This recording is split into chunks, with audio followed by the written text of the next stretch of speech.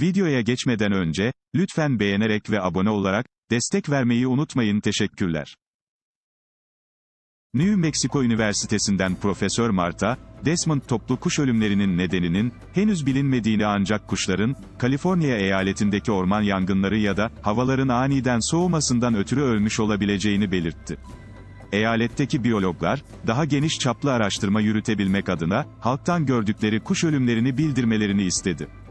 Profesör Desmond, tespit edilemeyenlerle birlikte, milyonlarca kuşun ölmüş olabileceğini söyledi. Görgü tanıkları bülbül, kırlangıç ve mavi kuşların, ölmeden önce garip davranışlar, sergilediğini aktardı. Profesör Desmond, bu çok acı. Hayatımda hiç bu kadar, korkunç bir şey görmemiştim. Orada ölü bir kuşu yerden alıp, ölümlerin boyutunu görmek korkunç diye konuştu. Bilim insanları, Kuzey Amerika'daki kuş nüfusunun son yıllarda, çok büyük oranda azaldığını kaydediyor.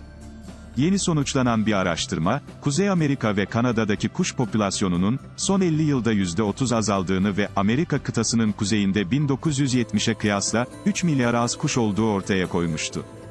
Amerika Birleşik Devletleri'nin, New Mexico eyaletinde 20 Ağustos'tan bu yana, inanılması güç bir olay yaşanıyor.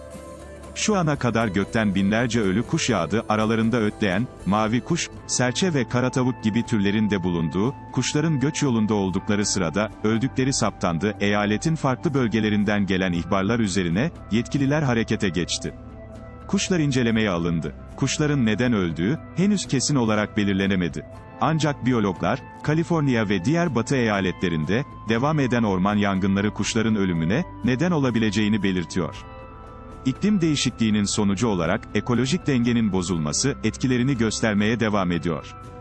Bu bağlamda yaşanan gelişmelere son olarak, Amerika ve Kanada'da yaşanan toplu kuş ölümleri eklendi. Amerika'nın bir eyaleti olan, New Mexico'da kitlesel kuş ölümleri yaşanıyor. Colorado, Arizona ve Texas gibi, komşu güneybatı eyaletlerinde de kuş ölümlerinin arttığı bildirildi. Ölen kuş sayısının, milyonlarca olduğu ifade ediliyor. Kuşların alevlerden kaynaklanan, toksinlere maruz kalması da başka bir ihtimal. Biyologlar, New Mexico'da aniden düşen sıcaklıkların, kuşların besin kaynağı böcekleri öldürmesi sonucu, açlıktan ölmüş olabileceği ihtimali üzerinde de duruyor.